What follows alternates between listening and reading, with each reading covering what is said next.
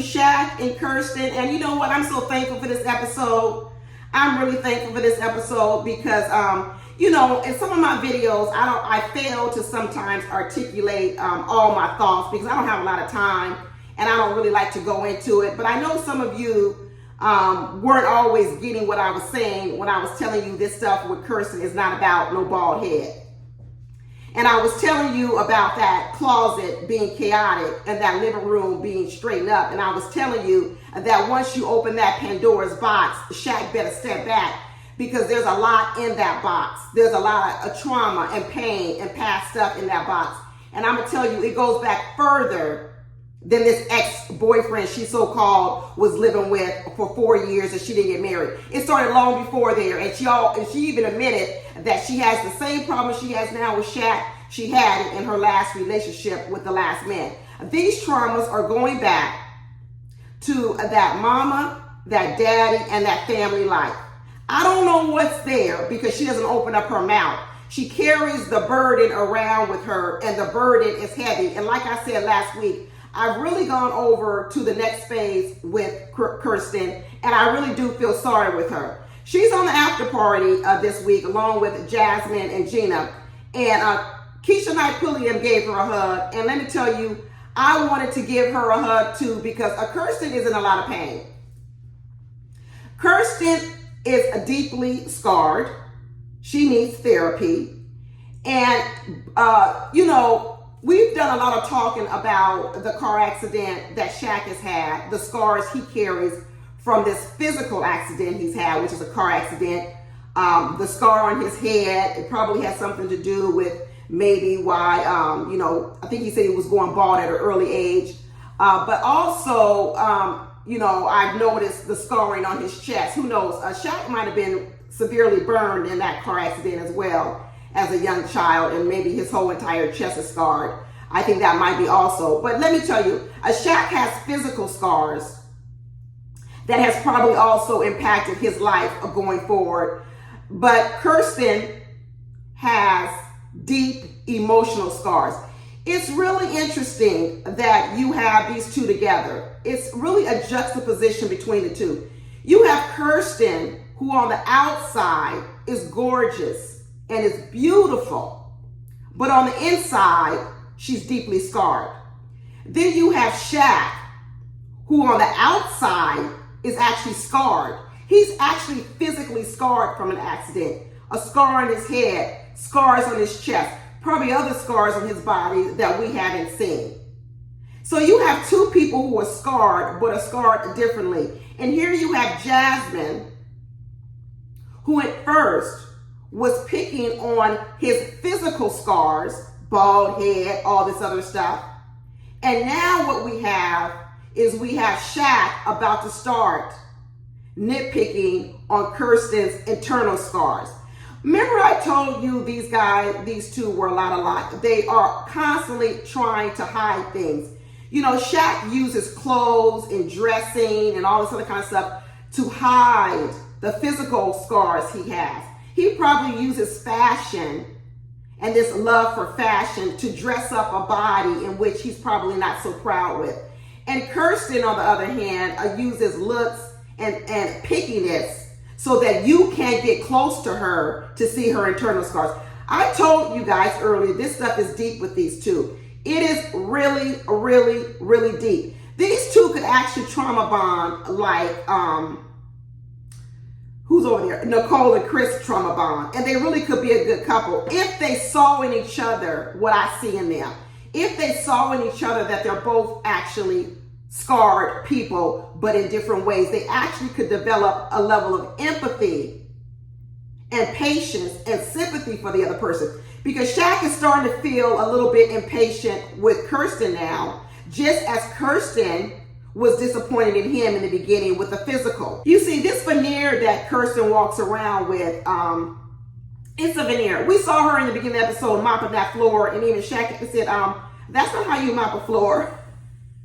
I'm telling you, there's baking cookies, and even, let me tell you, when those kids were coming over, though, they're not kids, they're students. When the students were coming over, he said, which ones do you want to serve them? The good ones are the ones you burnt. Woo, Shaq, like you digging into her. Once again, I told you guys, Kirsten is not a good homemaker. She's not a good homemaker. She's not a good decorator. She's not a good homemaker. She don't know how to cook. She doesn't know how to clean. She went over there and bought 4 pizzas for the people to come, for the boys to come. At that housewarming party, she bought some food. She didn't make one dish. I'm not saying things wrong with it. I'm not saying she's busy, may not have time to cook. I don't know, but I'm telling you, all that baking cookies for the housewarming, it's a veneer. It's a show. It's to appear on the outside one way, but on the inside, she's a mess. She's chaotic. And let me tell you, she had a full-on breakdown on the after party. She cried, a full-on breakdown, and it was real. I do not believe it was fake, because I do believe, and I know, Kirsten is in a lot of pain. Kirsten is in a lot of emotional pain. And until she's ready to confront it, she's going to have problems, because all this pickiness that Kirsten leads with, this is what she leads with. This is so you focus on yourself and try to make yourself better, because she picks on you. It's not, and she doesn't want you to look at her. Another thing that pickiness does is it, like I said, it puts up the wall between you and them. It doesn't get you close. But the other part of pickiness is it keeps making you try harder and harder and harder to make her feel loved and safe. Because Kirsten does actually need a lot of attention and a lot of validation. She says, oh, I don't need a lot of attention. Yes, you do. Yes, you do. Because deep down inside, you're actually an insecure person. And you do need all that attention from Shaq. That's why she's always hugged up under him, even though she says she's not physically attracted to him. Not anymore. That's why she does that. Because she actually does need the hugs. She does need the kisses. She does need that attention. So what she does is she uses sort of negative ways to get you to come to her. It's kind of like a baby. When a baby's crying, they're not crying and complaining and crying or whatever because they want you to go away. They're not trying to shoo you away. They're really trying to tell you in their crying, I want you to pick me up. I want you to hold me. I want you to give me something. I want you to do something for me. That's what Kirsten is doing every time she picks on someone or picks on something or sends a plate back with a waitress or whatever she does in her pickiness. It's because she doesn't really want you to go away. She wants you to try harder. She wants you to do more because that's what she needs in order for her to have the time she needs to feel comfortable with you. I'm telling you, this is all free therapy for Kirsten. Kirsten, send me a check. Send me a check. Because I'm telling you, girl, whatever happens on this show, go and get a therapist. This is not a put down. This is because I want to set you free. I want you to be free out here in this world because right now you are not free. You are bound and tied up and knotted up by whatever it is in your childhood. I don't know what it is because she don't open her mouth. Even when they were sitting there on that couch and Shaq was like, say something, tell me something. He started bullying her a little bit and badgering her. He started saying, tell me something, tell me something. Nothing could come out of her mouth. She was about to burst in tears then because it's all stuck right here in that throat of hers.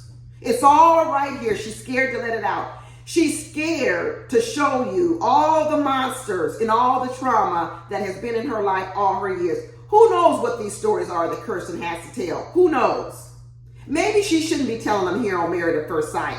Maybe they are too deep that she needs to tell them somewhere else. I don't know. Nicole told her story about being burned by a cigarette. Let me tell you, if anybody's out here being enslaved and bound by these stories from their childhood, let me tell you, don't let them rule you no more. Don't let the devil control you like that. That's the devil. That's the devil trying to keep you in torment where the devil is telling you, if you let this out, if you tell this story, it's going to be worse than you living in torment now. That's a lie. The devil is a lie. I'm going to call him out right now for Kirsten. The devil is a lie. The devil that's got you bound up like this who's told you can't tell your truth, who's told you can't let this pain out, who told you can't share what has traumatized you so much. That devil is a lie, and you need to get rid of the devil. That's what I'm telling you right now. When Kirsten was talking to her girlfriend on the phone and saying, oh, the honeymoon was so wonderful, this apartment is so nice, she was being real and honest. She was being real and honest. I know some people might think, oh, she's faking it. No, she's not. She's being real and honest because actually she enjoys the company of Shaq. She enjoys the attention of Shaq. She enjoyed that honeymoon. She enjoys this apartment that's got furniture in it and some pictures on the wall when her apartment is a blank like it's a hold up safe house from an FBI informant. And that chaotic closet she got. She is happy. That's why she's like, I want him to come home earlier. I want him to come home to me earlier. She is lonely. She does want the comfort of a man. Absolutely she does. Well, whose song is that, Comfort of a Man? Stephanie Mills? She does want the comfort of a man, but she doesn't know how to get it. She doesn't know how to do it. And she's trying. I can see her trying. She is trying to fight through the pain right now, and Shaq is getting a little bit fed up with it. But Shaq, hold on. Shaq needs to see her as a victim, just like he was a victim of that car accident. She may not wear a physical scars, but her emotional scars are probably deeper than Shaq's own physical scars. You see, Shaq's gonna need to be loved on too, Kirsten. And let me tell you, all these couples got put in a trick bag very early on when they went down this road of looks so early on and giving people numbers. We're gonna talk about Nicole and Chris too, but it happened to Gina and Clint. And this part right here, where Kirsten came out the back saying she wasn't attracted to Shaq, she should have never said that. She should have never said it. She should have held her tongue. It was the same thing that Mitch did last year. And I hope any couple watching these episodes, they learn, don't do it. I don't care what the producers ask you. I don't care what trap the producers trap you in with saying, what rating do you give them? You better lie to those producers if you really want your marriage to work. Because when you talk about your spouse physically so early in the relationship, it's hard for them to get over it. And Shaq right now is having a hard time getting over the fact that Kirsten so-called wasn't physically attracted to him in the beginning, when the reality of it was never about his bald head. It was always about her. And now what he's saying to himself is he's not going to have any level of empathy and sympathy for her with her traumas on the inside, because she didn't have any grace and concern for his about his scars on the outside. So now what goes around is coming around. But this is unfortunate, because these two really could be an actual very good couple. This is why I still hold out hope for them. I hold out hope for them because I believe time can help these two. I believe time and therapy probably could help these two. And I think Shaq and Kirsten probably could have a good life, because I actually believe a time and therapy can help them. Shaq, all this working he does, let me tell you, Shaq has a level behind his closed doors of feeling inadequate too. He talks about it over and over. Oh, I didn't get to play sports. I mean, how many times are we going to hear the story about how he didn't get to play sports? And you know what he does? He overcompensates with the career side. So that's what drives him so much. That's what really drives him. I think Shaq feels is because I couldn't excel in other areas, I want to focus on academics, which is no problem. And so now he is very steadfast in his career. He wants to be successful. He puts a lot of energy into his career. Does he probably need life balance? Absolutely. He needs some life balance. He does need some life balance. And probably Kirsten could probably help him with that sort of life balance. But he absolutely needs some life balance. But he's probably overcompensating in that area because of things from his childhood. He alluded to a little bit. He started talking about when she said, how do you know when you've been in love? When Shaq started explaining that he was in love before, and I said, that's not when you were in love. That's when somebody loved you. All he explained was how some woman was taking care of him. That means she loved you. I'm talking about how you knew you loved her. And what he was explaining was how he knew that woman loved him and how he felt being loved. And then he talked about he probably never really felt loved by his mother. Who knows? Sometimes people don't feel loved, and so they have problems growing up and learning how to love too. Shaq got a lot of things to work out too. Let me tell you, this is more than we can talk about in 8 weeks of marriage between Shaq and Kirsten. But they probably need to go to individual counseling because they got the individual scars.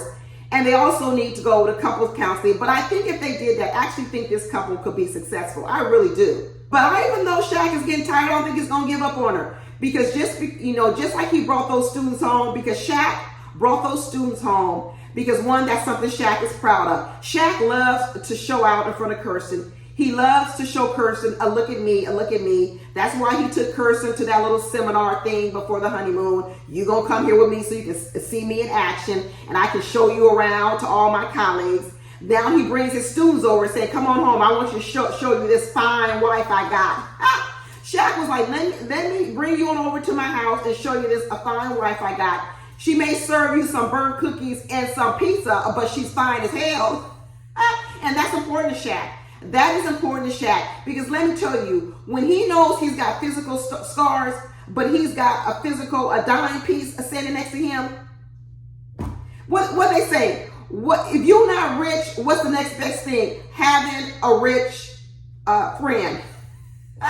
Having a rich friend. When you think you may have physical scars and may not necessarily be the most attractive out there, guess what works even better? Having a dime piece next to me. Shaq's not gonna give up on Kirsten yet. He is not gonna give up on her yet, and he shouldn't. And this whole plant scene where they was going to look at these plants and they couldn't decide on what plant to get, and every time Kirsten said this plant, Shaq said no this plant. She said this plant, Shaq said no this plant. I was like, good Lord.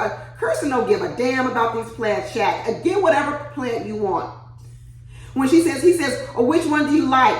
She says, I like this one because the leaves are bigger. He goes, oh, that's why I like the other one, because the leaves are smaller. It's room for more growth. Then get the damn plants you want. I don't care. Kirsten is like Chris was last week with Nicole. I really could care less.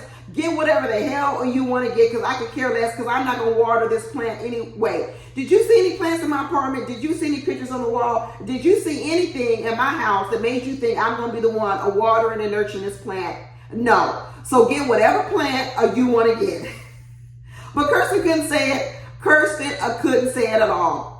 That scene was hard to watch. But Kirsten said, let me go ahead and plan this spotcation with you. You know, come put your feet in this hot water. Let me rub your head, rub your shoulders, you know, get you relaxed because you had a long day at work. You know, that can't get, at least you're going to try. At least you wish you will come home, you have some fresh baked cookies smelling in the fresh baked cookies smelling in the house. You have a foot rub waiting and prepared for you. Shaq, you need that. You need that from Kirsten, and I believe Kirsten actually would do that. I do believe she would do that. And then what Kirsten's going to want in return is she's going to want some attention, some quality time, and some validation, because as beautiful as she is on the outside, she's insecure on the inside. And all of that bravado and pickiness that she has, where it's almost like, pickiness is like, I can reject you because I don't need you, when the truth is she really does need you, Shaq. She really does need you. So they're both going to have to do two things. Kirsten's going to have to learn how to open up her mouth, get in touch with her real feelings, being able to express herself. And that actually starts with expressing who she really is, her pain, her hurt, and how she got like this. And I don't want to hear no story of starting with this ex-boyfriend of hers for 4 years, because I'm telling you, it did not start 4 years ago. This goes back 20 years, if not more. Shaq was right. He was like, these walls are so tall with you, Kirsten. These walls are so tall. You right about that, Shaq. You better go rent you a bulldozer from Home Depot, because these walls are tall. It has nothing to do with bald heads, people. Nothing.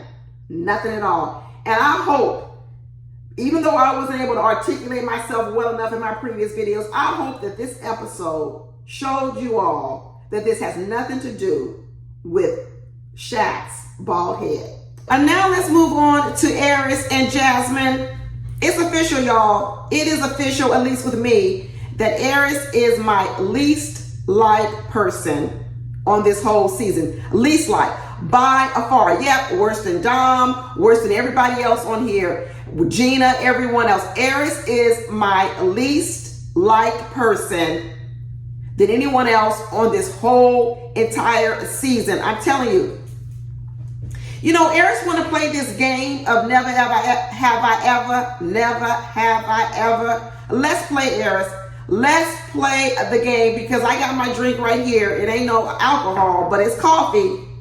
And I'm going to tell you, if I was playing the never have I ever game with Airris, I would have been like, never have I ever been married to an idiot. Yeah, I'm drinking on that one. I'm drinking on that one. Never have I ever been married to a man-child. And never have I ever been married to an emotionally stunted man at age 40 years old. Never have I ever been nursing a man back from COVID and he tell me, you only a 7.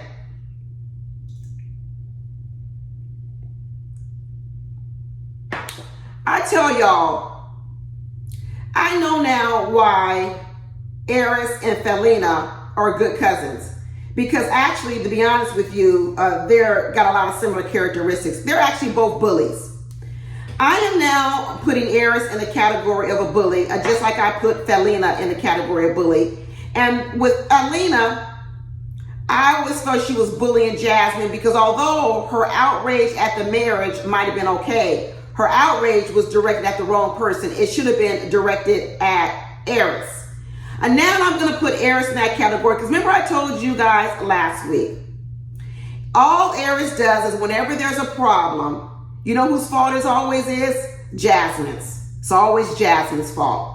And now we have another episode was because Jasmin hasn't had orgies, because Jasmin hasn't been kissing on other women, because Jasmin hasn't had a one-night stand, because Jasmin isn't into voyeurism and watching other people have sex, whether it be alive and in person or porn videos, all of a sudden now, Jasmin's the one with the problem. She's the boring one. Jasmin, you're going to need some comebacks. See, Jasmin, you know what? She is a little bit too congenial or like pageantry. I understand because you know what, Jasmin, when I was your age, I probably was more like you too. I heard foul stuff coming out of people's mouths and I didn't always, say anything to them. I just walked away. Just like she walked away from Felina and said, I'm not getting in no mud and no dirt with no ghetto Felina. What I'm going to do is I'm going to walk away with my dignity and you can sit over there and wallow in the mud like a pig. But Jasmin, you are under siege. You are under siege by two people, two bullies at the same time. Felina blaming you for everything, calling you names, and Airris blaming you for everything that he doesn't like in his marriage. It's your fault. I would have said to him, don't say you're not boring. Own that shit. If he want to call you boring and say, you know what?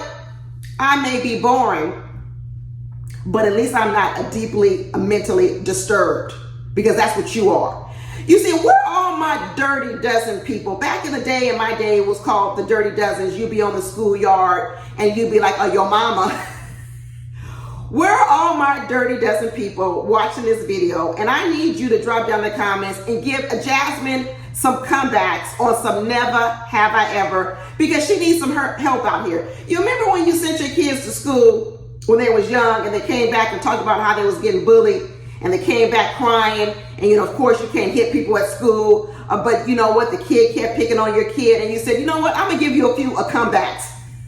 The next time that little girl or that little boy says something to you, this is what you do. You sting them with a left hook with your words because that'll back them up off of you. And see, earlier in the season, Jasmin was stinging Airris with the words, you ain't never been in love. And let me tell you, he was getting stung. Now all of a sudden, what Airris has decided to do, he's flipping everything that's wrong with him. Everything that's wrong with him, he is flipping it and saying Jasmin's the problem. Airris over here talking about he's sick with COVID. Jasmin's too busy to take care of me. I gotta cook and fend for myself. She made me some vegetable soup and I'm gonna give her a 7. Throw him away. What day is trash pickup? I hope it's today, Wednesday, Thursday. Is trash pickup today? Throw him away. Put him outside on the curb with all the other garbage and throw him away. He ain't worth a darn thing, people. Airris is not worth nothing. Nothing. I don't see any value in Airris. At least when I over here talk about other people, I can somehow slip through and find value in them some kind of way. I'm gonna tell you, Airris ain't worth nothing. You can't get nothing for him on the market. When you buy something and you be like, I don't really want it, I'm gonna try to sell it. People like, I don't want this. You're gonna have to give this away for free because ain't nobody gonna pay for this. That's Airris. No one's gonna pay for Airris. Airris is worth nothing. Garbage. Throwaway. Useless. Even when he sat there and talked about, now Jasmin, tell me again how many times you've been in love. 5. So what he did there was he tried to make you pretend like being in love 5 times is ridiculous. And then she says, no, I haven't been in love 5 times. She defends herself and she says, I've only been in love 3 times. He goes, close enough. Well, let me tell you what's worse than being in love 5 times, 3 times, 2 times, 1 time, 10 times. Never being in love. You're the problem, Airris. She's not the problem, more of a problem because she's been in love 5 times. You're more of the problem that you haven't been in love at all. How the heck can he sit up here and try to pretend like Jasmin is more of a problem than he is? Jasmin, we need to teach you how to play the Dirty Dozens. You need some comebacks. And then the man child starts talking about, isn't love a scary? How old are you? How old are you? Isn't love a scary? Why are you asking me that question and you 8 years my elder? 8 years her elder, and you went around talking about, isn't love a scary? Ooh, I almost was starting to love someone, but I got so scared I ran away. Okay, man child, you are a child. He can't teach her nothing. Airris can't teach Jasmin one thing, not how to love, not how to build relationships, nothing. He can't be a leader in the home. You remember when he was talking about he was afraid he wouldn't be able to lead because his father had died when he was 11? Well, you're right, Airris. You don't know how to lead. And the worst problem about it is you are up here putting Jasmin down and you actually are the problem. He's talking about, I was so hurt when I was 28 years old when I was falling in love with this woman. Maybe. I doubt you was even falling in love back then, to be honest with you. You might have been falling into life. You weren't falling in love. I don't believe it. The only thing you've loved, like I've said people before, is that necklace around his neck and that obituary is sitting on his desk. That's all. He loves inanimate objects, just like I told you. Just like he said, you mean you haven't done all these things? Voyeurism, watching other people have intimacy and sex, but you don't have to be so close to them. Orgies, of course, there's no emotional connection with an orgy. R&B videos. I'm telling you, this man is so devoid of any emotional connection with anyone, it is sickening. He really needs help. Like I said, he needs to be hospitalized. Not no outpatient therapy. He needs intensive therapy before he gets involved with any woman. We need a poster with Airris' face on it and warn all these women down the line, from California to Tennessee, be warned, don't get involved with this man at all until he can show you some paperwork that he has been in therapy for a minimum of 3 years. Don't get involved. He's like, you ain't never cheated either? She goes, no, I've never done that. Oh, you really are boring. Ugh. I don't like him, you guys. I really don't like him. Not one bit. No, I don't even know how he made this show. He is horrendous. Don't let him break your spirit, Jasmin. Don't let him break your spirit, girl. Hold on. You only have, maybe 5 more weeks. Hold on. If anything, she should have been the one to walk out. You talk about Don walking out on Mac. If anybody needs to walk out on Airris, it needs to be a Jasmin, because this is emotional. This is darn near emotional abuse. He is a bully. He is a passive aggressive bully. He tried to act like he was trying to do something for Duchess and take her to the little doggy wash. That wasn't doing nothing for her, because she's like, I'm used to having a dog groomer. I'm not over here used to this dog wash. I don't want to be here. And Jasmin didn't want her there either. And Jasmin said after they finished, don't worry about it, Duchess. We'll take you to the groomer next week. This man over here act like he's doing something for us. He's not doing anything for us. He's probably over here trying to save some money. That's probably what he's doing. He's probably saying, how much you spending at that groomer, Jasmin? $75? We could take her over here to the doggy wash for $10. He wasn't doing nothing for Duchess and Jasmin. I'm so sick of Airris. I'm so sick of him. He's the one that needs a doggy wash, because he's the dog and he needs a serious scrubbing of his whole entire body, because he's sickening to me. And now we're moving on to Chris and Nicole, and I'm telling you, I love the way these two handle their sticky situations. I really do. Now, I know in this situation of when Chris confesses to Nicole that, hey, I just want to let you know, I'm gonna nip this in the bud. I just want to let you know that, earlier, back when we was in the honeymoon, they pulled me aside or by the honeymoon or wedding or whatever, and asked me what I thought of your looks, because they ask everybody that question. And you know what? I'm gonna tell you what I said, because I don't want it coming back to you in any kind of way. You know what? I appreciate Chris for that, because one thing I know about Chris is a better safe than sorry man. One thing Chris is trying to do out here is he's saying, I'm not making the same mistakes. Chris is saying, I'm not making all the same mistakes I made in my previous relationship, and I'm not going to be the person that people were to me in my previous relationships. And one thing he's decided to do with Nicole is I'm going to tell you the truth. It may hurt your feelings, but I'm going to try to say it with as much care, concern, and empathy as I can. But I am going to tell you the truth. I'm not going to start off our marriage lying to you. This is why he's willing to tell her, listen, I'm not saying I'm not going to fall in love with you or I'm not going to love you, but I'm going to tell you right now, I'm not in love with you right now. When he starts to tell her, like, I'm not sure I want to move in right away, he's going to move in with her. But one thing Chris doesn't do is he doesn't overpromise and underdeliver. When he was crying about those dogs, because the dogs were going to get separated, and I told you guys, Chris was crying because he foreshadowed something coming down the line and he didn't know how to solve the problem. And he was crying. We got to get ahead of this. It's a problem down the road. We need to get ahead of it. And I need to cut it off at the pass. And this is what Chris likes to do. Chris likes to cut problems off at the pass. Let's have open and honest communication so no one is blindsided. Because I don't want to be blindsided. That's what he's saying. I've been blindsided in past relationships. I don't like how it felt to me, and I'm not going to do it to you.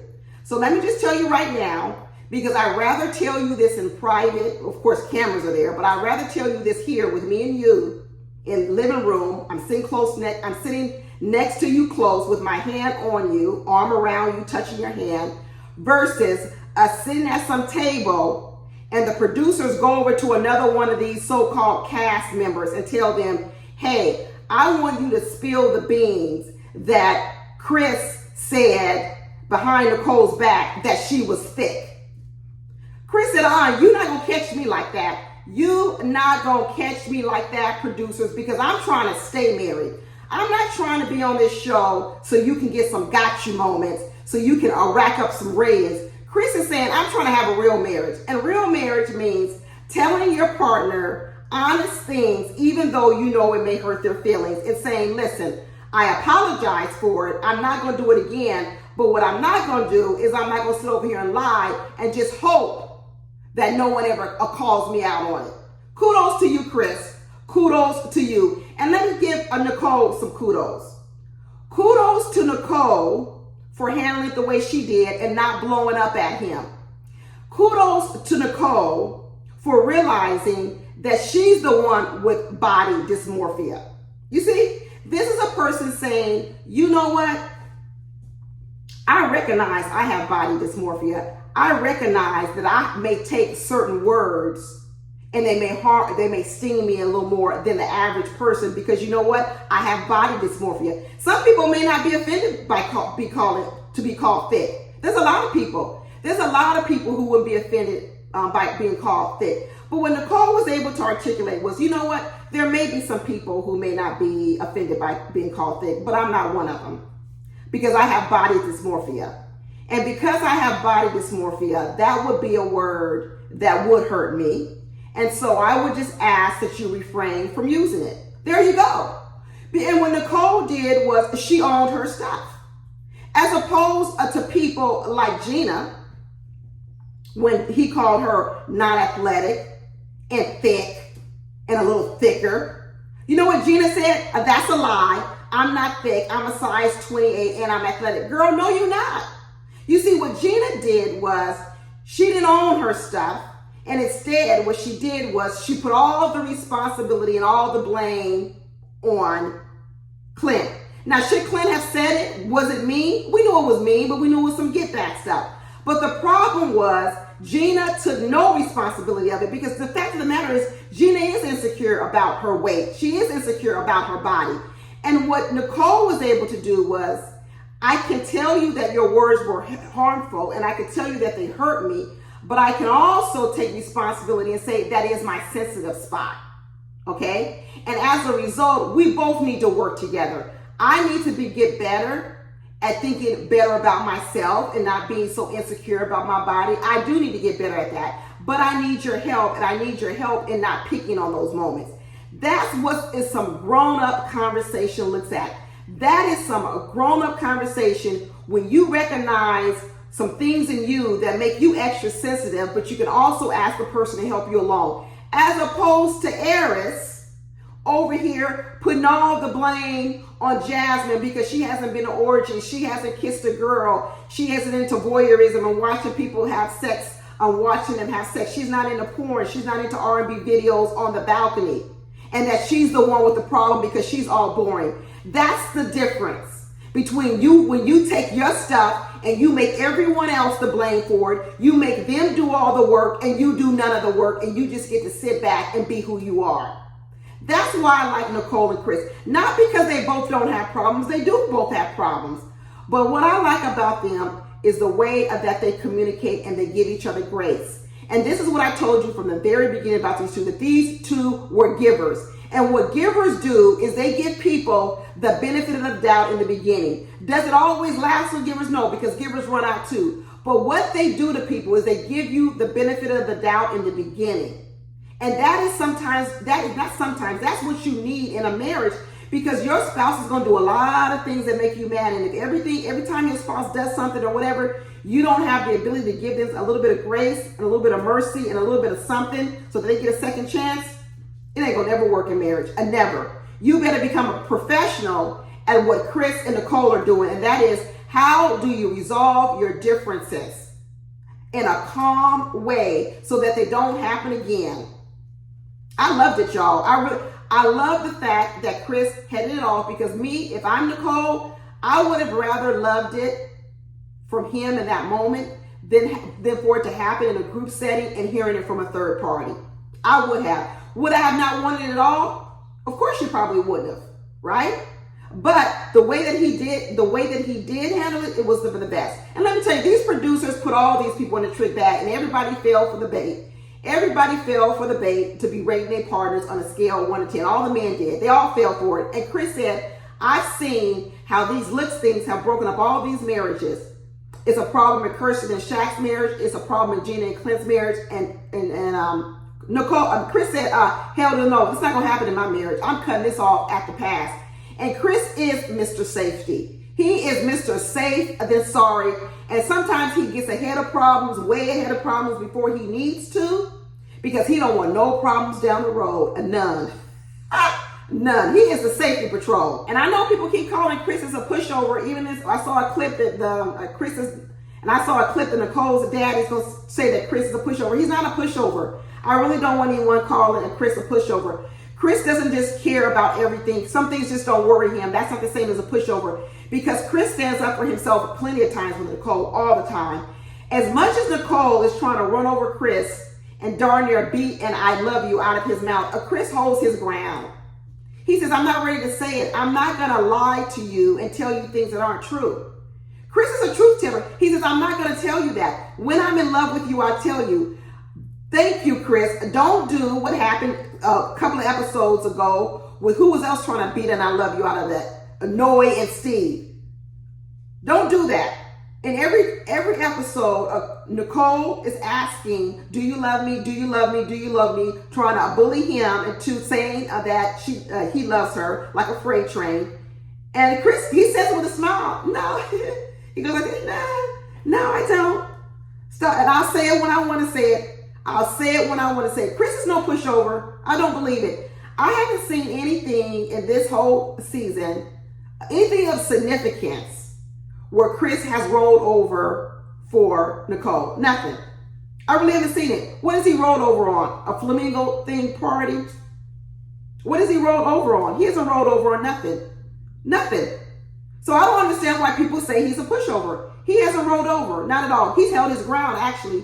He's held his ground on several times when Nicole has tried to run over him. He has held his ground. I do think Chris is attracted to Nicole. I do think that he thinks that she's pretty. I do think that although he might have dated women who were thinner than Nicole, I do think that he still finds her attractive. And I do think he wants to be married to her. I do think he's going to fall in love with her. And I do think he's going to tell her that he loves her before these 8 weeks are up. I think all of that. And I do think that once this thing is over, I do think they're going to move in together and find an Airbnb house or something, because Airris' Airbnb house is going to be free, because I know they're not going to stay married, and Airris is going to be like, oh, you can take over my Airbnb. I think all these things, but I think Chris is cautious because, like I tell you, he is Mr. Safety Patrol.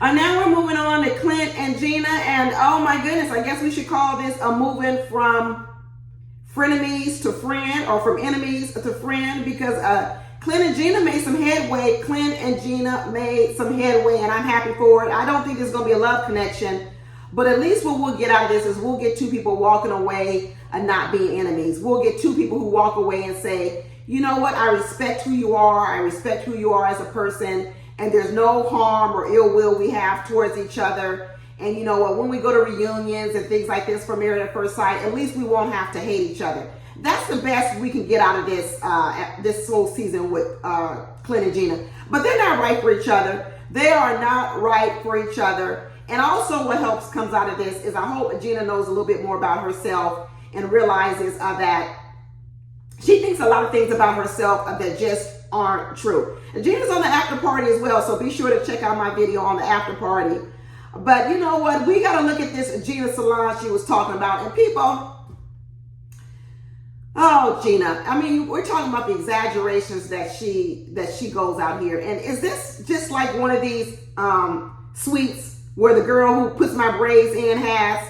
You know, you go to those suites where you walk in, it's a real big building, but you walk in and the different stylists have a small mini suite. It's actually pretty nice. It's better than when you used to have to be in the big rooms with a bunch of people and dealing with all the shenanigans of all the other people in the beauty salon. I do like the suites better. But I don't know, Gina. You stretch the truth on this. It's a salon, but you're in a suite in a salon. It's a difference. I'm not downplaying it. I'm not saying nothing's wrong with it. But I tell you, Gina loves to exaggerate who she is, what she does, everything. It really is ridiculous. It really is ridiculous. But we got to see this little 200 square foot salon that Gina has.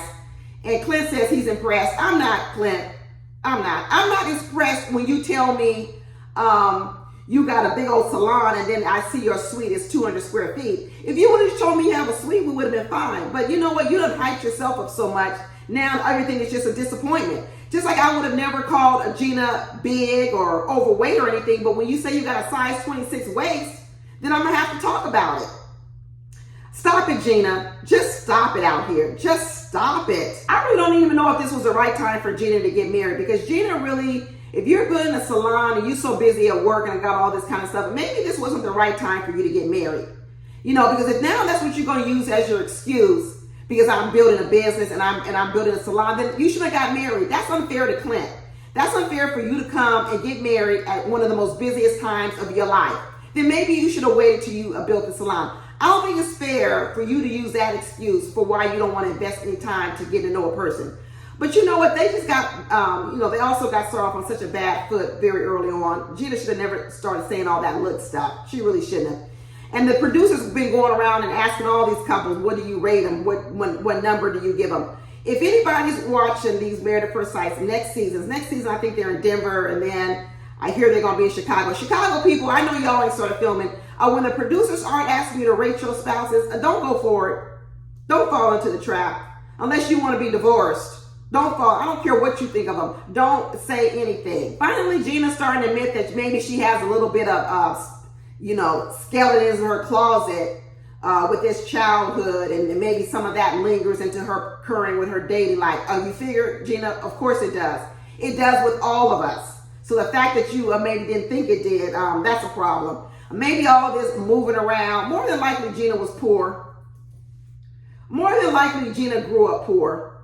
So that's why she has this over need to succeed, and that's why she overinflates her wealth and overinflates her success.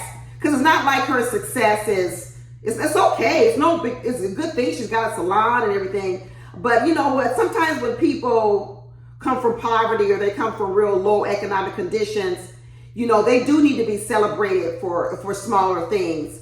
But in that, she shouldn't be putting people down. She shouldn't be but not everybody started there. Not everybody started from poverty. So when they look at Gina, her story really should be, I came from poverty and look where I am now. I started off at 300 pounds, but now I'm all the way down to whatever. Those are the stories she should be telling, not the stories that, she's rich and famous owning salons. Don't tell that story because that story is fake. That story is a lie. Tell the other story. I came from a poor, humble background. Probably grew up in a trailer park in Tennessee. Now I'm going to say it. She probably did. She probably grew up in a mobile home trailer park in Tennessee. And now she's built herself up to be at this point where she has a salon suite and on her way to the salon. That's the story she should be telling. That's a story of humility, humbleness, and that's actually a good story. But the story she likes to tell is one as if she's all this. Girl, tell the story that you lost 100 pounds. Tell that story. That's a better story than to run around telling me you a size 26 and you're athletic. You're not athletic. Whew. Goodness, people. Gina. But Clint, on the other hand, Clint's conversation with his mother, I liked it. I liked Clint's conversation. It looks like they actually have a really good, healthy relationship. I thought his mother gave him some good advice. It's too bad Gina's doing this, starting a business when she's first getting married. But I think Clint's mother's advice was really good that, you do have to put your all in when you're getting, when you're first starting a new business. But that's also what you have to do when you're first getting married. So, I mean, geez. You got to put your all in your first couple of years of marriage as well. Forget the first year. Forget that stuff people tell you about your first year is the hardest. I know that's not true. It's not just the first year. So don't be thinking after the first year, it should be easy street. No. Just like a business, it's more than 1 year. Say 3 to 4. 3 to 4. But I was happy to see that Gina actually went out on a sailboat and discovered and learned something she had never done before. And, open her eyes to relaxing and something different. I like that. I like that they went to the rodeo. I can't believe they've never been to a rodeo in Tennessee. I go to the rodeo and I'm in California. The Bill Pickett rodeo. Anybody else from California be going to that Bill Pickett rodeo out here in California? Even us Californians go to rodeos and we ain't even in the country, the South. How did Gina grow up in Tennessee and never been to no rodeo? Probably because, like I said, she probably was poor and grew up in a trailer park, didn't have no money to go to one. I'm telling you, Gina... Well, I hope Gina comes away from this whole thing learning something. I really do. I hope she doesn't repeat the same mistakes. Same with Clint. I hope Clint doesn't repeat the same mistakes because I do think Clint really wants to be married. I think Clint is lonely. I think Clint really does want a wife. I think Clint really does want to share all these things with.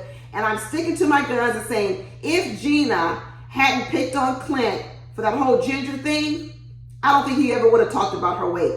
I really don't think that. I think he has some selfishness and self-centered to him, but I think it's something that Clint can get over because I'm really telling you, I'm really starting to like Clint a whole lot better than I did in the beginning. And I like his attitude, even in this situation where he knows it's not going nowhere. The best that can come out of this is friends. He's willing to make the best of the situation. And he is actually the one carrying it and pulling Gina along on this journey. It really is. And we are on to the after party, y'all. The after party. And on this after party, we had Jasmin, Kirsten, and Gina. And let me tell you, they was looking all pretty. They were all looking pretty. I'm going to definitely give Jasmin the award I think for the whole season. I think Jasmin's outfits are just beautiful, wonderful. I really do like her outfits. And then Kirsten looked beautiful as usual. And even Gina's makeup was flawless. She looked like she was going to the Cinderella ball, but she looked good. Gina looked good, had her eyes slit on, showing them thighs, looking good. I ain't gonna call her fat because I guess that's a sensitive spot around here. But she didn't. She actually looked like she might have lost a few pounds for this after party, but she looked good.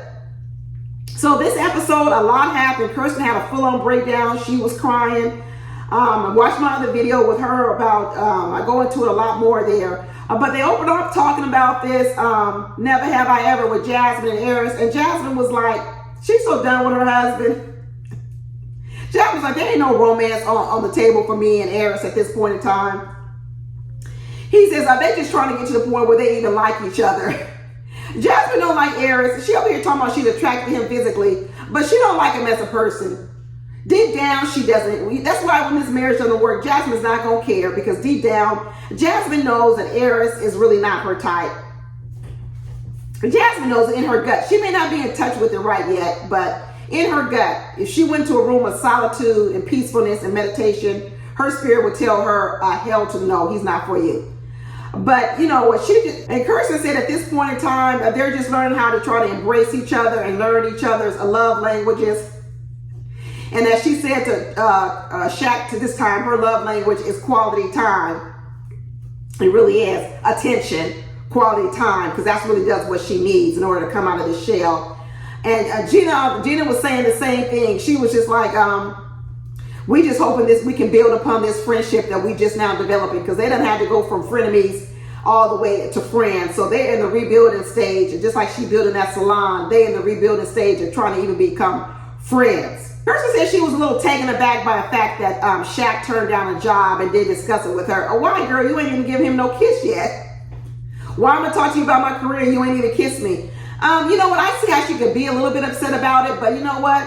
I kind of do understand Shaq, because at this point in time, you ain't even kissed me yet. Why am I discussing my career with you? Please. Kirsten was asking for some things she's not willing to give yet, be honest with you. And so I know they married and they should discuss some things, but it would be different if he did discuss with her the idea of taking the job. Now, then that would affect her, and I believe he should talk to her about that. But the fact that he turned it down, he ain't trusting you, Kirsten. You don't even trust him enough to kiss him. Why would he trust you enough that you would, in the conversation about his career, which he holds so dear and near to his heart? I didn't have no problem with him talking to it. I could be wrong. Who cares? Maybe I'm being petty. But one of the things that really got Kirsten all knotted up in, and Keisha Knight Pulliam had to give Kirsten a hug. One of the things that got Kirsten all knotted up in this episode, crying, boo-hooing, to the point where Keisha Knight Pulliam had to come over there and give her a hug. I'm going to tell you, I wanted to give her a hug too. I actually wanted to give her a hug in the regular episode. Watch my video that I go into a lot deeper. But Kirsten, I tell you, she's got some scars on her, and I don't mean a physical on the outside. Her scars are deep on the inside, deep wounds, deep wounds. And I've been talking about this now for several weeks, about this veneer that she has is to cover up the deep scars that she has, and the sort of emptiness and pain she has on the inside. And let me tell you, it's starting to come all out, because this is pressure. This show, Kirsten's probably never been under this much pressure to open up than she has been on this show. And now the pressure is getting to her, because opening up and talking about herself and dealing with her internal pains is not nothing she's ever had to do her entire life. She's still over here telling stories about how she's a daddy girl. Her daddy's the most wonderful man in the world in her life, her mom or her family life. And I'm telling you, it's nothing like that. It's all a facade. It's all a facade. I don't know what it is. I don't know what's going on, what went on or whatever, but it's all not the truth. Okay? And all this covering up and veneer stuff that she has to do in order to cover up. The burden is heavy. The burden is heavy, and she darn near had basically a breakdown on this after party. She was crying and boo-hooing. And Keisha Knight Pulliam had to come and give her a hug because she was an emotional wreck. And I know why. And like I said, I know why. And that's why I know also why I probably would have given her a hug in the same situation. I probably would have given Kirsten a hug three episodes ago. Because I done peeped her trauma out a long time ago. Like I said, she's running around here with scars on the inside, and her husband Shaq has all his scars on the outside from his actual physical accident. They're both deeply scarred people. Watch my video, y'all. I can't be going into it again here. So definitely watch my video. But in this video, they also went into this never have I ever game with Jasmin. And Jasmin was like, I need my husband to pull back on all the sex things. He can't, Jasmin, because that's all he can talk about. Inanimate objects, things he doesn't connect to, all this voyeurism, all this, orgies, threesomes, anything that has to do with sex but no emotional connection, that's right up his alley. That's all he wants to talk about. He doesn't want to talk about any deep emotional connection, Jasmin. You're never going to get that out of him. And then he's going to turn around and try to blame Jasmin as if she's the one with the problem. She's the one with a boring life. But his stuff is absolutely normal. Boy, get out of here. Like I told in my video, Airris is my least liked person on this whole season of Married at First Sight 16. He actually probably, not on this whole season, I'm going to tell you, he is probably going to be up there in one of my least liked husbands in Married at First Sight history, period. He's got so many problems, y'all, so many. And he's a bully. He bullies Jasmin into making her try to believe that she's the one with all the problems. She's the one that needs to be different. She's the one that needs to have a better booty. Her soup is only a 7. It's not a 10. Her caretaking of me is only a 7. She's not feeding me. I had to fend for myself. She's never had a threesome. She's never kissed a girl. She's never had an orgy. She's never had a one-night stand. She's the one with all the problems, and she's boring. I'm the wonderful one. Oh, I can't stand them, y'all. I just can't stand them. Keisha was saying was, Shaq, have you and Shaq, Kirsten, had these sex conversations? How about you, Gina and Clint? They're like, not really. None of them is even kissing. Gina said the last time she kissed Clint, even a peck, was on the honeymoon. And that was probably before he told her she wasn't slender. That probably was on the plane to get to the honeymoon. It probably wasn't even the honeymoon. But they're like, no, we don't talk about this kind of stuff. But Gina did say, you know what? I'm feeling out that Clint is a little bit more freakier than I thought. Yeah, because remember, Clint said he's been with 70 women. Remember in the beginning of the season, Clint told us he's been with over 70 women. 70. He told us that story in the regular season, how not regular season, but on the regular episode, the sad story about how his girlfriend or woman he was dating had a pregnancy and she lost the baby. But you know what? Clint has more of a heart than I thought he did from the very beginning. I'm starting to really like Clint. Clint's a lot of fun. Gina can learn a lot from Clint, even if there's not going to be a love connection or marriage. Clint could teach her a little bit about having fun and enjoying life, because Gina tries to use this whole, building this salon as a reason why she doesn't know how to have any fun. Nah, Gina hasn't known how to have fun before this salon. Because let me tell you, if you're a fun person, you find time for fun no matter what's going on in your life. Gina's just using this salon as an excuse. Gina don't know how to have fun, just like she don't know how to work out, and she ain't doing them HIIT classes. She really should learn some things from Clint during this whole season about having fun. Because you know what? All work and no play, that ain't nothing. That ain't nothing. And they also talked about this thick comment that Chris made towards Nicole. And all the ladies stood up for Chris, as they should, and as I think so too, that he didn't mean any malice. He didn't mean malice at all. He was really trying to do damage control on this little ratings that all these producers made these men give these women. He was doing damage control, and the ladies recognized that. So I was happy to see that they didn't jump all over him on that, and that the producers weren't able to get no got you moments out of this, because that's what they was trying to do. They was trying to set old boy Chris up so that he could get out in front of the group that he said Nicole was thick, and then she'd be all upset. No, producers, you didn't get your gotcha moment, and kudos to Chris and Nicole for the way they handled it. I watched my video on them. But Kirsten over here boo-hooing and crying and saying, you know what, there's a way to get things out of me, and maybe she felt that he was being a little bit hard on her, that Shaq was being a little bit hard, maybe badgering her a bit too much. There's a way to get things out of me. I know there's no way, Kirsten. Don't put the blame on him. Even if he was being a little bit more, poking at it a little bit more, doesn't matter. You're really the one with the problem. You've had the problem for a long time. It's no longer people's tactics or the way they do it, because that absolves you from having to do anything. Because if there was a way to get it out of you, then it would be out of you. Because there's plenty of people who've come along in the course of your life who's tried to get things out of you, and they've had failed. So no longer is it about the way he's doing it. Just like she said before, it's the way you talk to me. It says, no, it's not. It's you.